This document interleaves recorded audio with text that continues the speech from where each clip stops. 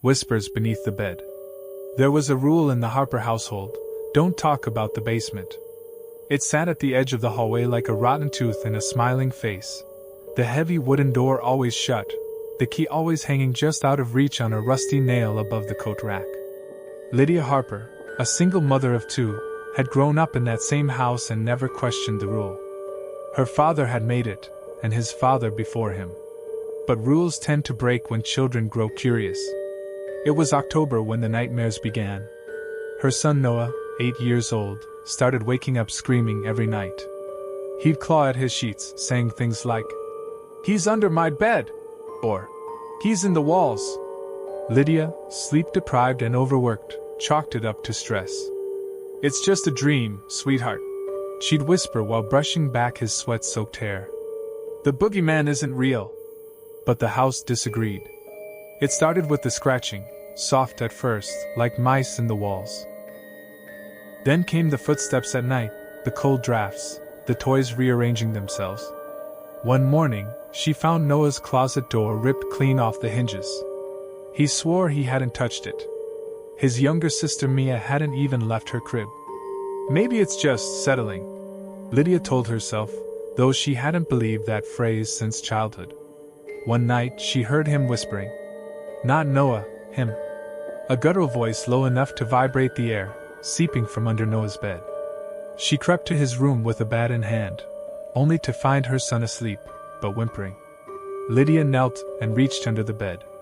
Her fingers brushed something cold and slick. She yanked her hand back. Blood. Not hers. The next day, she called a priest. Father Kendrick came with crosses, holy water, and doubts.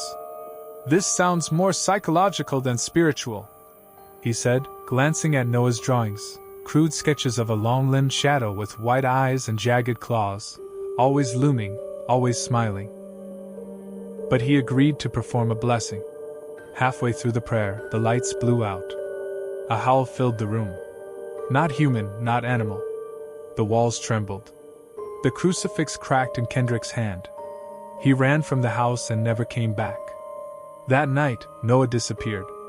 Lydia tore through the house like a madwoman, calling his name, checking every closet, drawer, even the attic. Then she remembered the basement. The rule. The door was still locked, but the key was gone. She found the door open. Darkness poured from it like smoke. The steps were stone, steep and slick. She descended with a flashlight, heart pounding like a war drum. The light flickered, then failed. Only blackness remained. She heard Noah crying. "Mom! I'm cold!" She ran toward the sound. Her foot slipped. She fell, landing hard in a pool of slime. The smell was decay and copper. Bones crunched beneath her. The flashlight flicked back on. Briefly, she saw a mural on the wall. Drawings of children being taken in the night. The boogeyman grinning. Each child had their name written beneath it in blood-red ink. One of the names, Lydia. She wasn't supposed to survive. A rustle behind her. She turned. And there he was. The boogeyman. He was impossibly tall, his spine bent like a question mark, claws dragging across the floor. His skin was gray, veined, and pulsed with some unnatural life. His eyes were twin moons, empty and yet full of ancient hunger. Lydia froze. The air thickened. She couldn't breathe. "I've waited for you," he rasped. "You broke the rule." "Noah!" she screamed, but her voice was barely a whisper. He held something in his hand. A shoe. Noah's. Lydia lunged at him, swinging her flashlight like a club. It shattered on impact, sending sparks across the floor, revealing a pile of small skulls in the corner. Children's skulls. The boogeyman shrieked and vanished into the darkness. Lydia grabbed the shoe and ran, her legs shaking. She burst through the basement door and slammed it shut, wedging a chair beneath the handle. She called the police. They didn't find Noah. They didn't find bones, blood, or drawings. Only an old, empty basement. They thought she'd snapped. They took Mia away for her safety. Lydia was committed. Months passed. She spoke to no one, except the boogeyman. He came every night, slipping from the shadows of her padded room. "Noah is still alive," he'd whisper, claws caressing the walls. "But he's learning to be like me." 2 years later. The Harper house stands abandoned now. But sometimes, late at night, neighborhood children dare each other to step inside. Most run out within seconds. One boy didn't. 11-year-old Jack Wells entered on a dare. He never came out. They say his parents still hear his voice on the baby monitor at night, and that his bed still creaks under the weight of something not quite human. The Harper house had been boarded up for nearly 2 years, but the neighborhood still spoke about it in hushed tones, as if even mentioning it would summon him. The boogeyman. The creature no one admitted believing in, yet everyone feared. When Jack Wells went missing inside the house, something shifted. People started locking their bedroom doors at night. The air felt colder. Dogs stopped barking. Children started sleepwalking. And always the same thing whispered from their mouths as they wandered. "He's coming." She said that to herself every day. But the walls of the psychiatric hospital said otherwise. Padded. White. Silent. Her screams hadn't echoed here in months. The nurses had stopped trying to medicate her into numbness, mostly because she stopped fighting. She was waiting. Waiting for him. The boogeyman. And he came. Every night, just past midnight, his claws sliding through cracks in the floor, his voice like smoke curling into her ears. "He's almost ready, Lydia. Noah has your eyes now." She begged. Cried. Bargained. But the boogeyman only smiled. "Your son opened the door," he whispered. "Now he's learning how to keep it open."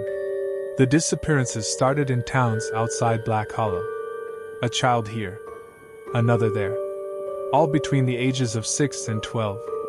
All last seen in their bedrooms. The only clue? A drawing left on each pillow, the same crooked figure, grinning with too many teeth. The media called it a hoax. A viral challenge. But FBI agent Marcus Vale wasn't convinced. His niece had vanished 3 months ago. She drew the boogeyman too. That's what led him to Lydia Harper. She hadn't spoken to a visitor in over a year. But when Marcus mentioned the drawings, her eyes snapped open. "He's feeding again," she whispered. "Noah is bringing them to him." Vale didn't believe in fairy tales. But he believed in patterns. He asked her for help. Lydia said one thing. "Take me back to the house." They returned on a rain-soaked night. The Harper house stood crooked and silent, its shutters flapping in the wind like broken wings. Lydia stood in front of the door, unmoving. "He's always watching," she whispered. Vale stepped inside first, flashlight scanning the hall. The place was dust and rot. Mold bloomed across the wallpaper like cancer. Every step echoed as if the house was hollow, or listening. Lydia entered last. The moment she did, the front door slammed shut behind her.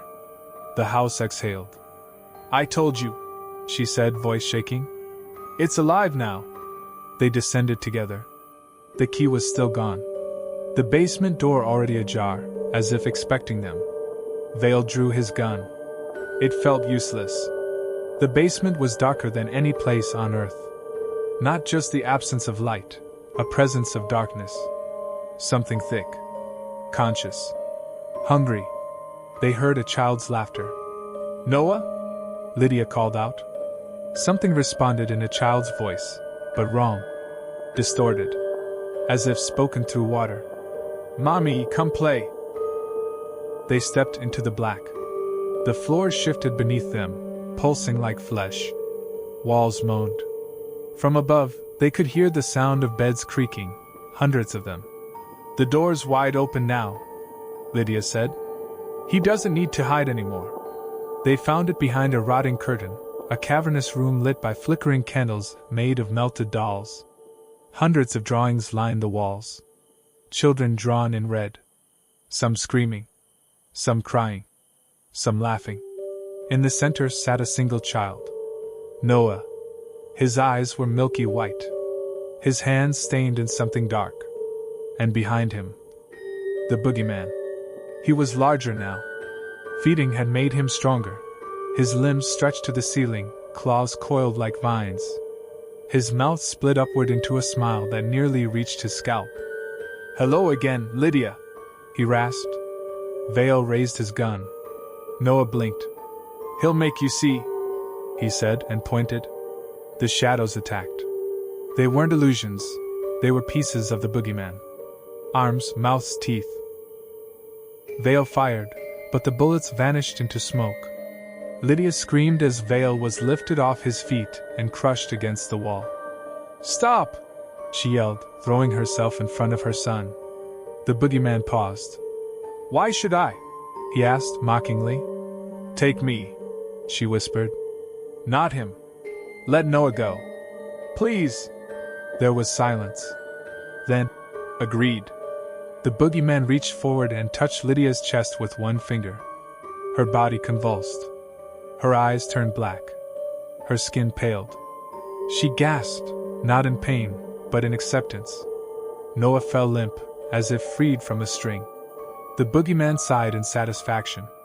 "Another generation," he purred. He vanished. And so did Lydia. Marcus Vale woke up outside the Harper house. Dazed. Bloody.